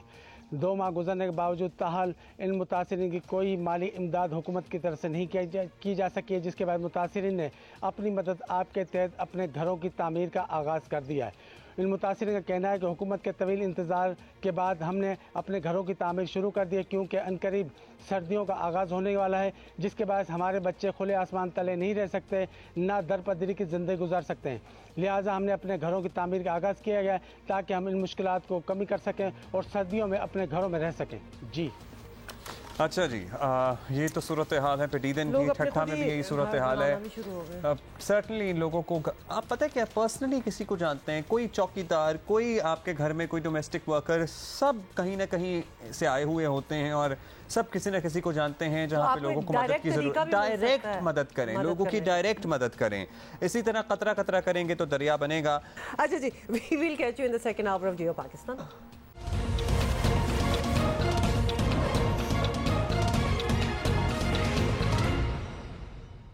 कराची में 2-2 मैच जीतने के बाद आज से लाहौर में 2-2 हाथ होने जा रहे हैं। वैसे ये कोई बात है करने वाली? क्या 2-2 हाथ कर रहे हैं? अच्छा, मैं तो उधर ही फंसा हुआ था। मैं सोच रहा था कि सॉरी, मैं सोच रहा था मिफ्ता साहब कहाँ जाएंगे निहारी खाने, क्योंकि वो एक फहरिस्त आपको पता है इंटरनेट पे दे चुके हैं ना कि मैंने क्या क्या खाना है। सो उसमें से कुछ जगह तो वैसे हमारी भी फेवरेट है, निहारियाँ हैं, कबाब हैं, गफ्फार कबाब हैं, मतलब वैसे उसमें एक फालूदा मिलता है बहादुराबाद पे, अगर वो ऐड कर लेना तो कमाल हो जाएगा। मैंने आपको बताया ना happy falooda. You did tell me. Have you guys had that? Anyway, we are not talking about that. मतलब मुफ्त में मिल रही है आपको कि आप प्रमोट कर रहे हैं इधर। तो भाई हम क्रिकेट पे आ रहे हैं, ये बड़ा इंपॉर्टेंट आज मरहला है। दो मैचेस जो हैं दोनों टीमें जीत चुकी हैं, इंग्लैंड और पाकिस्तान की बात हो रही है। अब सारी टीमें जो हैं पहुंच गई हैं लाहौर, और लाहौर में जी आज से मैच स्टार्ट हो रहे हैं। पाक इंग्लैंड सीरीज का 5वां T20 आज कदाफी स्टेडियम में खेला जाएगा। और लाहौर में आपको ये भी बता दें कि बारिश के बायस दोनों टीमें कल प्रैक्टिस नहीं कर सकी, आज तो बारिश अब जो होना है वो होगा। आज बस मैच ही पे हो जाना है। वैसे कदाफी स्टेडियम और लाहौर का भी अजब रोमांस है, क्या खूबसूरत इलाका है ना इसके। How beautiful is it. और by the way Lahore looks just amazing after barish, तो लिहाजा 2-4 सेकंड इन विजुअल्स को दिए जाएं खामोशी से। हाय, मज़ा आ रहा है देख के भी। Times up. अच्छा जी, सुहेल इमरान हमारे नुमाइंदे लाहौर से हमें ज्वाइन कर रहे हैं। बहुत शुक्रिया सुहेल भाई, आपने वक्त दिया। आप बता दें भाई, लाहौर में तो भट्टी साहब, उनकी टीम, फैजान लखानी, बड़ा एंजॉय किया इन लोगों ने। अब आपकी बारी है, मतलब लाहौर वालों की बारी है। अब लाहौर वालों की बारी है। कराची के मैचेस ख़त्म हो गए हैं, सीरीज़ बराबर है। क्या आपको सेंस मिल रही है, वो एक्साइटमेंट शहर में नज़र आ रही है? आज हाउसफुल होने के इम्कानात कितने रोशन है लाहौर में? जी बिल्कुल, बड़े अरसे के बाद हमने देखा कि इंग्लैंड और पाकिस्तान की टीमों के दरमियान जो 4 T20 matches national stadium Karachi में खेले गए वो हाउसफुल रहे तमाम मैचेस। इसी तरह अब जो लाहौर में मैचेस होने जा रहे हैं, जिसका पहला मैच आज खेला जा रहा है कदाफी स्टेडियम में, और उसके बाद इतवार को भी एक मैच है और जुमे को भी मैच खेला जाएगा। ये तमाम जो टिकटें थी जब ऑनलाइन पेश की गई थी फ़रोख्त के लिए, तो उसके चंद रोज़ में ही ये टिकटें फ़रोख्त हो चुकी थी। और कराची की तरह जो लाहौर के जो 3 मैचेस हैं वो भी हाउसफुल होंगे। कैपेसिटी क्राउड होगा यहाँ पर कदाफी स्टेडियम। ऑलराइट, ओके, तो फिर यानी बड़ा एक्साइटिंग किस्म का माहौल जो है वो तो है ही। अच्छा, ये बता दें कि इंग्लैंड के कैंप में क्या चल रहा है, और बटलर तो शायद खेल नहीं रहे, कुछ इसी किस्म की बातें हो रही हैं, आप हमें बता सकते हैं। और इसके अलावा क्या चेंजेस आप देख रहे हैं? जी, मैच से पहले दोनों टीमों का ट्रेनिंग सेशन कल शेड्यूल था यहाँ पर कदाफी स्टेडियम में। दोनों टीमें प्रैक्टिस नहीं कर सकीं और आज दोनों टीमें एक्शन में दिखाई देंगी, बराह रास्त मैच खेलेंगी, क्योंकि मूसलाधार बारिश हुई थी लाहौर में, जिसकी वजह से प्रैक्टिस सेशन जो था वो मनसूख कर दिया गया था। इंग्लैंड के कैंप का, जिसका मैंने पहले कहा कि उन्होंने खासी रोटेशन पॉलिसी अपनाई है, इस सीरीज़ के दौरान तजर्बात भी किए हैं ताकि वर्ल्ड कप जो ऑस्ट्रेलिया में खेला जाएगा उसके लिए एक अच्छा सा कम्बिनेशन और उन खिलाड़ियों पर एतमाद किया जा सके जिन्होंने इस सीरीज़ में अच्छा खेला है। तो अब उनकी तरफ से भी यही है कि वो भी फुल स्ट्रेंथ के साथ जाने की कोशिश करेंगे। जहाँ तक उनके कप्तान जॉस बटलर का ताल्लुक है, उनके बारे में उनके कोच भी ये कह चुके हैं कि ज़्यादा रिस्क नहीं लिया जाएगा। वो उनको मुकम्मल 100% फिट देखना चाहते हैं ICC T20 वर्ल्ड कप जो ऑस्ट्रेलिया में खेला जाना है उसके लिए। ज़्यादा से ज़्यादा ये हो सकता है कि वो जो तीसरा T20 मैच जो लाहौर में खेला जाएगा, जो कि सीरीज़ का आखिरी T20 मैच होगा 2 अक्टूबर को, उसमें एक्शन में दिखाई दे सकते हैं, लेकिन उसके भी इम्कानात कम हैं। बहुत शुक्रिया आपको सुहेल इमरान। लेट्स सी क्या होता है, but whatever happens hopefully Pakistan team wins. कोई भी, हमें अपने स्क्वाड से मतलब है और हमें नहीं मतलब कोई इंग्लैंड के स्क्वाड से। मुझे तो है, मतलब ऑब्वियसली वो आए हुए हैं, हमारे मेहमान हैं, ऐसे तो ना कहें, but not that we want them to win, no way, हम नहीं जीतेंगे और इंशाल्लाह कल मतलब हम बहुत अच्छे मेहमान नवाजे हैं, लेकिन इतने नहीं है कि हम सीरीज जाने देंगे। अच्छा जी, हम जरा कराची की स्ट्रीट क्राइम की सूरत हाल और पुलिस में भर्तियों का जो मामला है उस पर तफसील से बात करना चाहेंगे। आपको पता ही है, रुकने का नाम नहीं ले रहे हैं, मुजरिम दंदनाते फिर रहे हैं। इतना लिटरली वो जो खौफ की फ़ज़ा है ना, वो अब नज़र आना शुरू हो गई है। हमारे घरों में हमारी माएँ बहनें, हमारे रिश्तेदार कहना शुरू हो गए हैं, भाई अब लिटरली वो बच्चों को घर से बाहर निकलते हुए तलकीन नहीं करते कि खुदा न खास्ता कुछ ऐसा हो जाए तो कोई रेजिस्टेंस ना करना। शनाख्ती कार्ड और ATM कार्ड जो है ना, जो इजाफी है वो निकाल दो, घर में रख लो, भाई कि थोड़े से तो कैश रखो, थोड़ा सा अगर अपना मोबाइल कोई पुराना वाला भी रख लो, मतलब और not that they are criminals are not fooled by that, by the way. वो आपकी शक्ल देख के उनको पता चल जाता है कि आपके पास मोबाइल कौन सा होगा। लेकिन ये सारी जो हरकतें होती हैं वापस होना स्टार्ट, ख़वातीन के साथ छीना झपटी हो रही है, ज़ेवरात उतारे जा रहे हैं, क्या कुछ नहीं हो रहा है। और ऐसे में एक और चीज़ भी है, पुलिस को मेरिट पर भर्तियों के लिए उम्मीदवार नहीं मिल रहे हैं। मतलब हैरानी की बात नहीं है, कराची ट्रैफिक पुलिस की 2838 आसामियों पर भर्ती के लिए 19,000 दरखास्तें मौसूल हुई, जिनमें सिर्फ 1900 नवासी उम्मीदवार ही क्लियर हो सके। अब ये क्या मामला है? डोगर साहब हमारे स्पेशल कॉरेस्पॉन्डेंट हमारे साथ हैं। डोगर साहब, ये मतलब अब लोगों का इतना फेथ ही नहीं रहा कि भाई यहाँ तो सिफारिशें चलती थी तो हम क्यों अप्लाई करें या मेरिट पे नहीं है, कोई आना नहीं चाहता। सिंध का तो जो ही नाम आता है, आपको पता है करप्शन, अकरवा परवरी और सब चीज़ होती थी। और पुलिस का हमने पिछले कई सालों के केसेस भी देखे हैं कि उम्मीदवार कोई और होते थे, उनकी जगह पे भर्तियां कोई और होती थी, तो बड़ी यानी एक पुलिस में करप्शन अरूज पर रही है करते थे। लेकिन पिछले 1 साल 1.5 साल से हमने देखा कि ये हमारे सामने ही है कि जो भर्तियां हो रही हैं पुलिस में, तो कई हज़ार उम्मीदवार इनको नहीं मिल रहे। लोग आते हैं, लेकिन बदकिस्मती ये है कि कराची के हवाले से जो हम बात करते थे, कराची बर्बाद तबाह हो गया। लेकिन जो सियासत आई पिछले कई दहाइयों से जो है कराची में, आपको पता है कि मारा मारी रही, लॉ एंड ऑर्डर रहा, लोग जो थे इन्वॉल्व हुए उसमें, ख़ासतौर पर MQM के हवाले से जो काफ़ी चीज़ें रहीं, तो उसमें मैं समझता हूँ कि अब उसके नताइज अब आ रहे हैं कि आपके सामने है कि भर्तियां ट्रैफिक पुलिस में आई, उसमें जो 19,000 से नीचे रिड्यूस हुए 5,800 की जब डॉक्यूमेंट्स वगैरह चेक हुए तो मजीद उनको कोई 2,000 के करीब कैंडिडेट मिले, जबकि चाहिए 2900।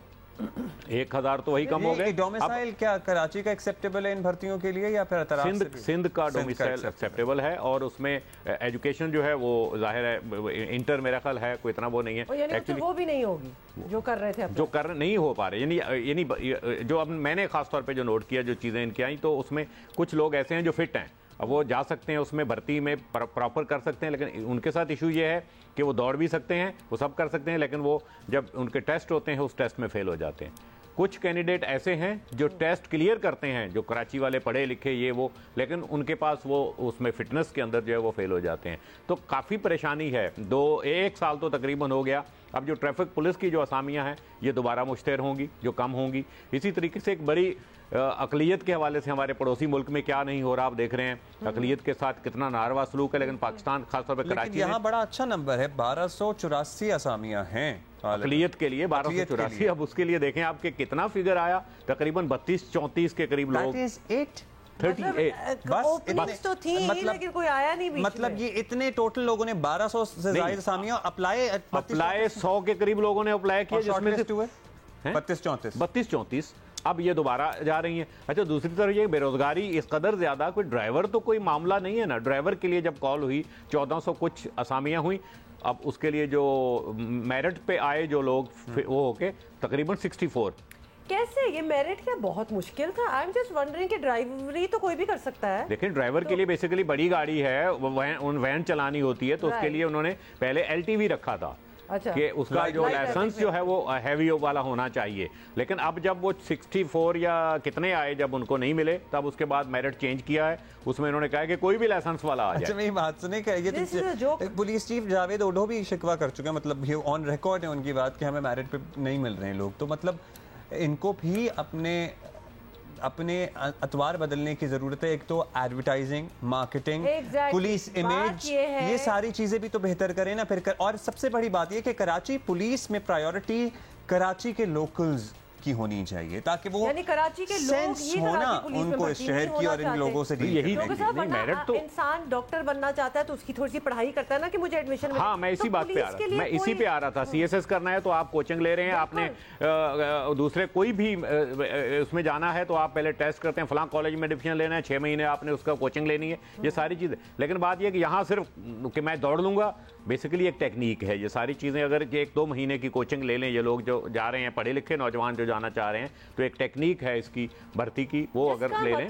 देखिए, वो इन्हें प्रोवाइड करना पड़ेगा, फैसिलिटेट करना पड़ेगा, पुलिस को ही फैसिलिटेट करना पड़ेगा प्रॉपर। देखिए, लेकिन नहीं, पुलिस को जो फैसिलिटेट करना पड़ेगा, जो बड़ी दिलचस्पी है वो ये है कि जो फौज में आप भर्ती होने जा रहे हैं उसमें ये सब कुछ नहीं होता जो कराची पुलिस या सिंध पुलिस में हो रहा है या पंजाब पुलिस में हो रहा है। इसी तरीके से रेंजर्स में जो भर्ती हो रही है उसके लिए कतई तौर पे ये सब कुछ नहीं है। मसले एक दौड़, एक वो है, एक आम लड़का पढ़ा लिखा 18-19 दौड़ कैसे दौड़ेगा एक 7 किलोमीटर या कितनी देर की उसकी दौड़। तो वो आर्मी में क्या हो रहा है, वो ये कह रहे हैं। अब जो पुलिस अफसरान से हमारी बात हुई वो इस पैटर्न पे जाने की कोशिश कर रहे हैं, इस पे मशवरा देने की कोशिश कर रहे हैं कि आर्मी पैटर्न पे ले लें या रेंजर्स के पैटर्न पे ले लें। वो पैटर्न क्या होता है कि वो भर्ती करते हैं, उसका कद देखते हैं, उसकी बॉडी देखते हैं, उसका हेल्थ देखते हैं कि वो ठीक है, फिर उसके बाद वो उसको भर्ती करके सरकारी पैसा खर्च करके उसको ट्रेन करते मेरी बात तो ये 7 किलोमीटर कौन भाग सकता है आज का नौजवान? कोई नहीं भाग सकता। तो हाँ, यही तो वजह है कि अब तीसरी मर्तबा, अब आपकी अकलियत वाले जो हैं वो तीसरी मर्तबा इश्तिहार जाएगा उनका। ड्राइवर के भागते हैं, वो आटे में नमक के बराबर है तादाद, मतलब नहीं भाग सकते, उनको ट्रेन करने में कोई मुजायका नहीं। प्रॉब्लम ये लग रही है कि इतना लाइटली लिया जा रहा है कि जो अप्लाई भी करते हैं वो तैयारी कोई नहीं करते, उनको लगता है हो जाएगा। यही बात जो मयार फिर इसका मतलब है आपको नजर आ रहा है बिल्कुल कि पुलिस में तो ऐसे वैसे लोग घुस जाते हैं, तो हम भी घुस वैसे मेरा ख्याल है कि ये 7 किलोमीटर को काम करके 2 किलोमीटर तक कर लें और उसके बाद खुद ट्रेनिंग कर लें। 7 तो मैंने वैसे ही कहा है तो कम किलोमीटर्स का, और वो 7 मिनट के अंदर पूरा करना है वो सारा, तो एक मुश्किल है।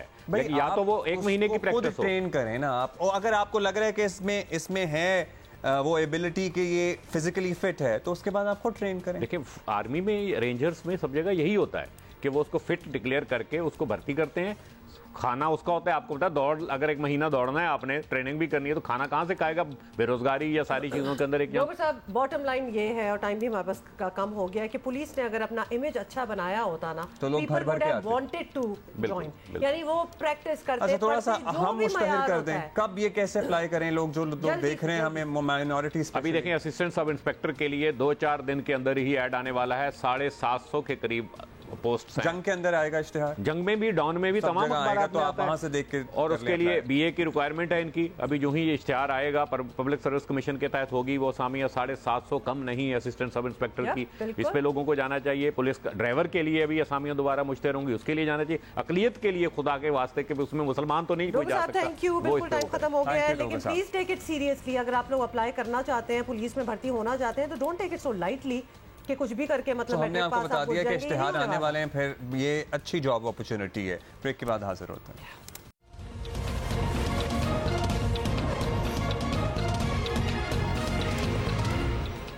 जनाब जट द खड़ाक जो है ना, वो मेरा ख्याल है कि अब आपको सुनाई देगा, क्योंकि Geo films present the legend of Maula Jatt के Maula Jatt himself Fawad Khan is joining us all the way from Lahore.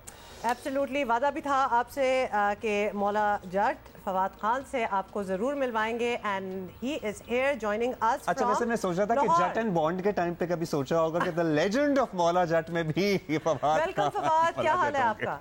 अस्सलाम वालेकुम, कैसे हैं आप लोग? बिल्कुल ठीक ठाक। जरा अपने तासुरात बताएं। We are very excited about your film, how about you? आप बताइएगा, कितना इंतजार है? एक्साइटेड तो मैं बहुत हूँ, लेकिन मैं एक्साइटेड से ज़्यादा नर्वस हूँ, क्योंकि मुझे लगता है कि 15 साल गुजर गए हैं। 2007 में शायद आई थी खुदा के लिए, and that was my first film in Pakistan, और अब ये मेरी दूसरी फिल्म है 15 साल बाद।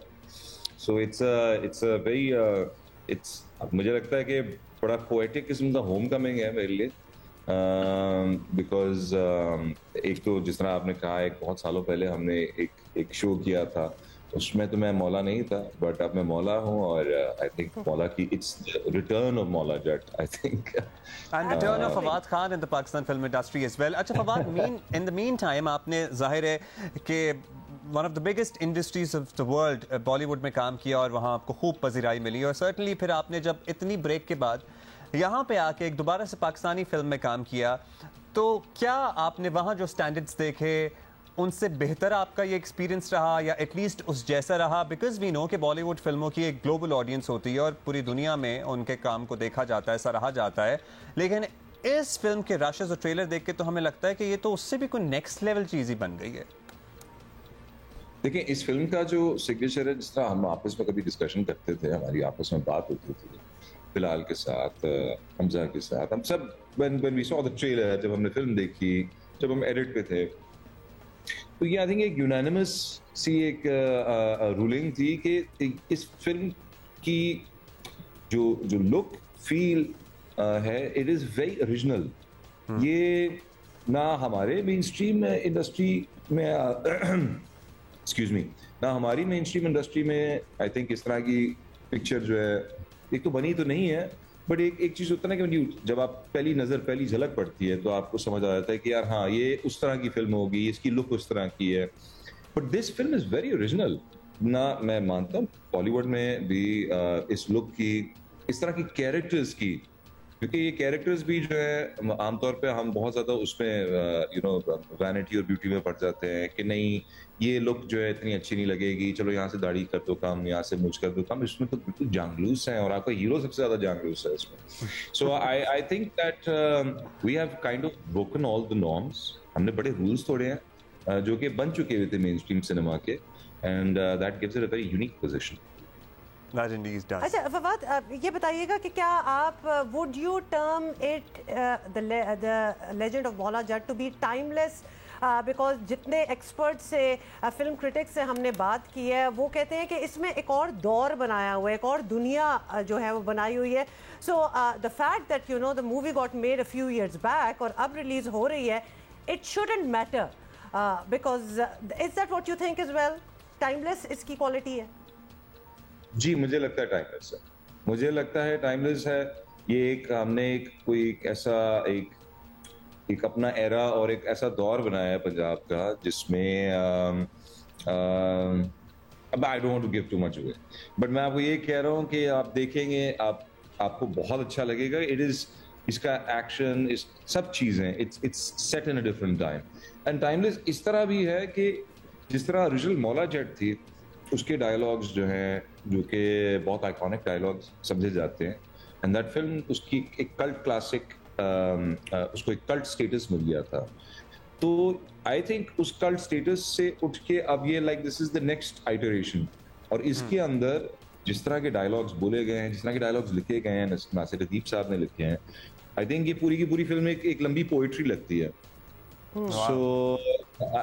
So I feel that this will also this will also be remembered, not just because ये पाकिस्तान की recent film history में सबसे ambitious film है, but also because इसका हर एक जो है ना, like every department has done something to make it something that you would want to see in your library shelf. कभी इसकी अब तो DVDs का जमाना गया, but अगर होता तो आप निकाल के फिर से देखेंगे 10 साल। अच्छा, when you signed up for this film, Fawad, जैसे आपने कहा कि बहुत सारे नॉर्म्स तोड़े हैं, मतलब आप फवाद खान हैं, लोग आपकी एक झलक देखने के लिए मरते हैं, पर्टिकुलरली खवातीन, मगर इस फिल्म में आप देखें तो वो उस तरह से मतलब वो आप पूरे कैरेक्टर में ढले हुए नजर आ रहे हैं। उसमें कहीं ये नहीं, जैसे आपने मेंशन किया कि कहीं से दाढ़ी ट्रिम कर दो, कहीं से कुछ कर दो, फिर आपने वेट भी पुट ऑन किया, फिर एक अजीब सा एनवायरनमेंट है इस फिल्म में। सो आपने अपने आप को completely at the disposal of director and producer छोड़ा हुआ था, या आप लोगों का कि भाई हाँ आप जैसे कहेंगे वैसे करेंगे? मतलब मैं फवाद खान तो हूं, लेकिन इस कैरेक्टर के लिए मैं फवाद खान नहीं हूं, मैं सिर्फ मौला जट हूं।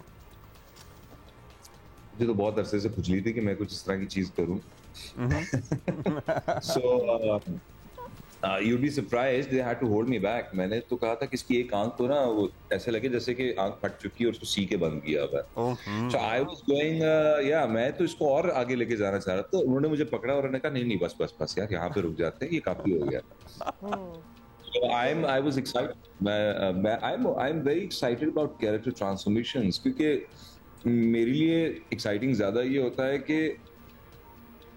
कि हर किस्म का जो है हीरो होना चाहिए, हर किस्म का कैरेक्टर प्ले करना चाहिए, चाहे वो हीरो हो, चाहे वो विलन हो, चाहे वो एम्बिग्यूअस हो। Do you get what I'm saying? So I'm saying that मुझे नहीं लगता कि अपने आप को टाइप कास्ट कर ले बंदा। लेकिन वजन बढ़ा के कम करना मुश्किल हो जाता है। बहुत मुश्किल हो जाता है। मैं इंकरेज बिल्कुल नहीं करूंगा करना। It is an extremely dangerous thing to do, and I think जो एक्टर्स कर लेते हैं उनकी बड़ी हिम्मत है। बट हैविंग सेड दैट, मुझे ये जरूर लगता है कि मजा फिर शायद एक्टिंग का उसमें होता है कि जब आप एक कैरेक्टर में अपने आप को लाइक आप you put that character on as a skin, उसकी चमड़ी पहन लेते हैं आप। सो वी थॉट कि इसको तो इसी तरह ही करना चाहिए, बल्कि मैं तो like I said I wanted to take this many more steps further. तो मैं तकरीबन था 78 किलो का और मैं चला गया तकरीबन 100 किलो पे। अच्छा, बिल्कुल आपकी क्वालिटी भी फवाद, जितने आपने कैरेक्टर्स अब तक किए हैं, आपकी क्वालिटी भी ये है कि आप ऑथेंटिक लगते हैं। You don't look like who you are, मतलब it's more important for you to play that character. अब हम कैरेक्टर की बात कर ही रहे हैं तो पाकिस्तान फिल्म इंडस्ट्री में मौला जट से ज़्यादा लेजेंडरी कैरेक्टर हमने नहीं देखा, मतलब हमारी कोलोकियल टर्म्स में मौला जट जो है वो यूज़ होता है। पाकिस्तान से बाहर आप चले जाएं, सीरियस बात हो रही हो, मजाक हो रहा हो, मौला जट का जिक्र आ जाता है। अब मौला जट का आगे से नेमेसिस जो है वो नूरी नत है, मतलब there is a whole character around the whole scene which has been going on for decades. It's a huge responsibility. आप रेडी हैं कि इन वेरिएबल कंपैरिजन्स तो होंगे और जिस तरह उसको याद रखा गया, तो आपको लगता है योर डिपिक्शन ऑफ मौला जट भी उसी तरह बात को आगे लेके चलेगा? देखिए, मैं उम्मीद कर सकता हूँ, मैं प्रेडिक्शन नहीं कर सकता इस बारे में। और एक होता है ना कि अब सब कुछ कर लिया, अब बाकी अल्लाह पे छोड़ दिया। अब this is that point in time. अब लोगों की मर्जी है, अब आगे वो क्या कहते हैं क्या नहीं कहते। हमने अपनी तरफ से जो मेहनत करनी थी पूरी की। It was a labor of love, of blood, sweat and tears. और अब इसको हम इस मकाम तक लेके आए हैं, इस स्टेज तक लेके आए हैं। अब आगे लोगों ने इसको लेके जाना है। मैं उम्मीद कर सकता हूँ कि उनको वो डिसअपॉइंट नहीं होंगे। ऑब्वियसली सुल्तान आई साहब की shoes are very big to fill, ये तो there is no doubt about that. वो तो वैसे ही इंडस्ट्री लेजेंड है, not just because of Maula Jatt. तो हमने ये जरूर कोशिश की कि हम वो मौला जट बनाए जो कि थोड़ा सा मुख्तलिफ हो, थोड़ा सा डिफरेंट हो। सो आई थिंक वहाँ पे शायद हमारी कंपैरिजन से थोड़ी सी बचत हो जाए। बट हाँ, नाम मौला जट है तो कंपैरिजन इज इनएविटेबल। या सो मैं यही उम्मीद कर सकता हूँ, दुआ कर सकता हूँ। अच्छा, डायलॉग्स की हम बात कर रहे थे, अभी हम राशिद ख्वाजा साहब से भी बात कर रहे थे। वो कह रहे थे कि मतलब एवरी डायलॉग, आपने भी अभी पोइट्री की बात की, और इवन पुरानी वाली मौला जट के, चाहे वो मौला के डायलॉग हो, मौले नू मौला ना मारे तो मौला नहीं मरदा, चाहे वो नूरी नत के डायलॉग हों, तो इसमें भी बहुत सारे ऐसे आइकॉनिक डायलॉग्स क्या हैं जो आने वाली दिहाइयों तक याद रखे जाएंगे? बिल्कुल हैं, लेकिन आप मुझसे अगर एग्जांपल मांगेंगे तो मैं एग्जांपल नहीं देंगे। हम चाह रहे थे उधर आए हम, लेकिन नहीं आए। Just throw it out there for us. मुझे पता है कि आप कहां जा रहे हैं। अच्छा, एक सवाल जो हम पहले भी कर रहे थे, जी कि आपके फ्रेंड्स हैं क्रॉस द बॉर्डर। ऑब्वियसली आपने बॉलीवुड में काफ़ी काम किया, इनफैक्ट यहाँ से ज़्यादा काम आपने क्रॉस द बॉर्डर किया। और ना सिर्फ हमें आपकी फिल्म का इंतजार था, बल्कि आपकी उधर वाली ऑडियंस को भी आपकी फिल्म। मैंने वहाँ पे यहाँ से ज़्यादा काम नहीं किया। फिल्मों की तादाद की बात कर रहे हैं, फिल्मों की तादाद। हाँ, काम ओवरऑल आपने यहाँ पे ज्यादा किया है, तो फिल्में आपने वहाँ पे ज्यादा की। बात करके नहीं, फिल्मों की तादाद। लेट अस पुट इट, आपने तो अभी रिसेंटली मिस मार्वल में भी किया था। हाँ, सो आपने ग्लोबली फिल्में पाकिस्तान से ज्यादा बाहर की हैं। सो आपके जो क्रॉस द बॉर्डर आपके फ्रेंड्स हैं, जो जिनकी फिल्में यहाँ देखी भी जाती हैं, पसंद भी की जाती हैं, इसमें कोई दो राय नहीं है, इसमें क्या छुपाने वाली बात है। वो जब आपके रशेस देख रहे हैं या ट्रेलर्स देख रहे हैं, टीजर्स देख रहे हैं, उनका क्या फीडबैक आ रहा है? मैं दोस्तों का कह सकता हूँ, उनका फीडबैक बहुत सॉलिड है। And amongst industry friends, they absolutely loved it. अब now क्या उसके बाद वो क्या मजीद, you see the trailer, जिस तरह कहते हैं ना ट्रेलर झलक होती है, तो ये झलक है। अभी तो the real deal is to come, and the real deal is very intense. I guarantee it कि जो आपने ट्रेलर में देखा है वो शायद 4%, 5% भी नहीं। So उसी की बेसिस पे there's been a very positive response। और मैं जिस तरह हम बात कर रहे थे पहले ब्रेक में कि DCP जब आई थिंक एक्सपोर्ट हो रही थी इसकी, तो इन्होंने बाहर इंटरनेशनल कम्युनिटी के बहुत सारे लोगों को दिखाया, डिफरेंट नेशनलिटीज के।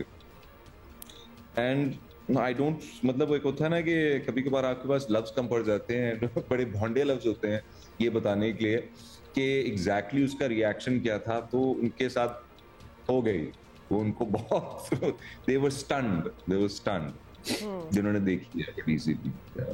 एक्साइटमेंट लेवल जो है ना बढ़ता जा रहा है हर इंटरव्यू के साथ हमारे। हम साथ फवाद खान आपसे बात करते हुए यहाँ लोगों को कह रहे हैं it's a big screen movie, तो हम लोगों को यही अर्ज करेंगे कि you know go watch it out in the cinemas, क्योंकि जितने रशेस हमने ट्रेलर्स वगैरह देखे हैं, जस्टिफाई तो बड़ी स्क्रीन ही इसको करेगी। ये ज़रूर बता दें Fawad, because obviously we would like everybody to watch it, बहुत से लोगों की ये राय है कि जी जब इतनी बड़ी फिल्म आ रही हो तो उसको, और ख़ास तौर पे ऑल अक्रॉस द वर्ल्ड भी उसकी रिलीज़ हो रही हो, तो लैंग्वेजेस भी थोड़ी सी उन लोगों के टाइप की होनी चाहिए। ऑल्दो हम मौला जट को पंजाबी के अलावा कुछ इमेजिन कर नहीं सकते किसी और ज़बान में। तो हमारे कराची में भी कुछ फ्रेंड्स पूछ रहे थे कि जी हमें समझ आ जाएगी जो इतनी हार्ड, हमने उन्हें तसल्ली दी है कि आ जाएगी, लेकिन आपकी तसल्ली ज़्यादा मैटर करेगी। आप भी बता दें। तो मुझे ये लगता है, अच्छा आपस की बात ये है कि आपस की क्या बात है, मतलब this is a known fact. मैं खुद जो हूँ थोड़ा सा अपनी हिस्ट्री बताता चलूँ। I was born in Karachi, ठीक है। मेरा एक सॉर्ट ऑफ स्पीकिंग फैमिली से ताल्लुक रहा है हमेशा। हालांकि मेरे वालिद साहब लाहौर में बड़े हुए एंड पंजाबी उनको भी आती है, वालदा को भी आती थी, but because we were travelling all over the world कभी मैंने पंजाबी सीखी नहीं। फिर मैं लाहौर आना हुआ जब मेरा, तो फिर वो स्कूलिंग सिस्टम के अंदर जैसा कहते हैं ना, देयर इज दिस एक सैड ट्रेजेडी है कि यहाँ पे हमारी रीजनल लैंग्वेजेस नहीं सिखाई जाती स्कूल में, एटलीस्ट नॉट लाइक मैं मेट्रोपॉलिटन सिटीज की बात कर रहा हूँ। मुझे लगता है बहुत ज़रूरी है, करना चाहिए। इससे एक तो कल्चर जिंदा रहता है, and I think learning languages that are closer to your home gives you more artistic freedom, because आपने कहानियां तो अपनी बतानी होती हैं। तो बात ये सारी करने का मकसद ये था कि मेरी पंजाबी बहुत कमजोर है और मैंने ये पंजाबी इस फिल्म के लिए सीखी। लेकिन इसके साथ साथ जिस तरह आप मुझे कहेंगे ना कि यार कोई डायलॉग सुना दो, तो बहुत सारे डायलॉग्स मैं भूल चुका हूँ, because it's not my norm. मैं सुबह को उठ के पंजाबी बोलना नहीं शुरू कर देता, ना ही मेरा जो है कम्युनिकेशन लोगों के साथ इस तरह होता है। बट आप जब ये फिल्म देखेंगे तो ये फिल्म इतनी विजुअल टेलिंग फिल्म है कि लोगों के लबो लहजे से आप पता लगा सकते हैं कि बात क्या हो रही है। And because it is such a visual film that जिस तरह लोग फॉरेन फिल्म्स देखते हैं, जिस तरह एक क्रेज बना हुआ था कोरियन ड्रामास देखने का, आई होप कि लोग इंग्लिश में नहीं देखते होते, because that becomes funny then. मैंने खुद जो है अगर कोई देखते कोरियन ड्रामास तो मैंने उनकी ओरिजिनल लैंग्वेज में देखा है, language has never been a barrier. If the story is visually telling, तो फिर language is never a barrier. So it's not going to be a barrier in this case as well, hopefully. बिल्कुल barrier नहीं होगा। मुझे लगता है कि बहुत पसंद आएगी। In fact, I think इसके बाद कुछ अर्सा जो है मुझे लगता है that this will catch on. ये सारा जो अच्छा, आपको लगता है कि ट्रेंड बनेगा और उसके बाद मजीद जिस तरह मौला जट, वहशी जट और फिर मौला जट, और उसके बाद एक ट्रेंड था जिसने तकरीबन एक दिहाई तक इंडस्ट्री पर राज किया, मुझे लगता है आपको भी ये लगता है कि फिर this trend would catch on. अच्छा, बाद एक्शन बहुत सारा है इस फिल्म में, मतलब लेकिन एक्शन के अलावा वो तो ट्रेलर्स में देख ही रहे हैं, मतलब we have not been able to catch any sort of music, मतलब बैकग्राउंड एज इन गाना नहीं है, गाना song. Is it that kind of movie जिसमें कोई गाना नहीं होगा या गाना है? नहीं है गाना। नहीं है गाना, नहीं है गाना, गाना नहीं है, लेकिन बैकग्राउंड म्यूजिक ऐसा है, एक है और एक परफॉर्मेंस भी है। बट ये कह देना कि हाँ जी ये वो सिंग एंड डांस है, तो सिंग एंड डांस नहीं है। Alright, wonderful. जरा और भी इंट्रीग हम हो गए हैं मूवी के बारे में, बिकॉज हम तसव्वुर नहीं कर सकते Pakistani film without you know song and dance kind of situation. और लेकिन मैं आपको ये कह रहा हूं कि आप अपनी कुर्सी से उठेंगे नहीं, फिर भी नहीं उठेंगे आप अपनी कुर्सी से, तो हमें यकीन है इंशाल्लाह। अच्छा Fawad, this is going to be a first action film, तो were you like a little sceptical कि हाँ भाई मैंने एक्शन करना है और भरपूर ऐसा गंडासा एक्शन करना है? वैसे तो बहुत ही इंटरनेशनल लेवल का एक्शन है, या कोई ट्रेनिंग थी या कोई रिहर्सल्स तो आई एम श्योर बहुत ज़्यादा होंगी। जी मैंने एक्शन इससे पहले नहीं किया हुआ और इस लेवल का तो एक्शन बिल्कुल भी नहीं किया हुआ था। हमारी एक एक्शन टीम बाहर से आई थी जिन्होंने एक्शन कोरियोग्राफी की, एक्शन डायरेक्शन की एंड उनके साथ काम किया। It was a very painstaking process, क्योंकि ये जो गंडासा खुद है इसकी रेप्लिकाज जो है ना वो उस तरह ये जरा सेफ मटेरियल्स में या रबर में इस तरह की चीज़ों में बनाना वाज अ बिट डिफिकल्ट। टोका तो फिर भी आप बना रहे थे, टोका तो वो होता है ना जो ऊपर गंडासे के ऊपर जो एक्स लगा, वो तो आप चलो वो उसका तो आपने कर लिया कि चले we have to keep it, हालांकि उसका भी वजन था। बट जो स्टाफ होती है, जो डंडा है वो लकड़ी में ही बना रहा और उसको उठाना I think it was around 6 kilo 7 kilo का था। उसको घुमाना एक्शन करना उसके साथ, it was a difficult thing. And बहुत चोटें भी लगती थी, but I guess that happens, इस तरह के कामों में ऐसा होता है एंड मुश्किल था, बट आई थिंक हमने वो चैलेंज एक्सेप्ट करके जितना हम कर सकते थे, और हम बड़े खुश हैं देख के, अपना रिजल्ट तो देख के खुश है, और अपना रिजल्ट देख के तो हर कोई खुश होता है, but now it is up to you guys to tell how well we did. Well, let us give you an insight. We already love it. अभी हमने movie नहीं देखी and we are loving the rushes and the trailers and we are really looking forward to the movie. In fact, I think the entire country is, because we've been waiting for it for a while. Fawad, thank you so much for being with us this morning. आपने तो film में काम किया है, जिन veterans of the industry ने film already देख ली है, they are raving about it. वो तो मतलब दीवाना वार इस फिल्म के बारे में गुफ्तगू कर रहे हैं. Thank you so much. बहुत शुक्रिया. Thank you for being with us. Thank you जी. चले जी, अब देयर इज नो रीजन, अब तो फवाद खान से भी मुलाकात करवा दी है आपकी, तो और बाय द वे ये पहली मुलाकात है, इसके बाद भी होंगी, हो जाएगी और भी. That is it for today. Yes, absolutely. The highlight being Fawad Khan with us on We're going to see you tomorrow, inshallah. Hope you liked it.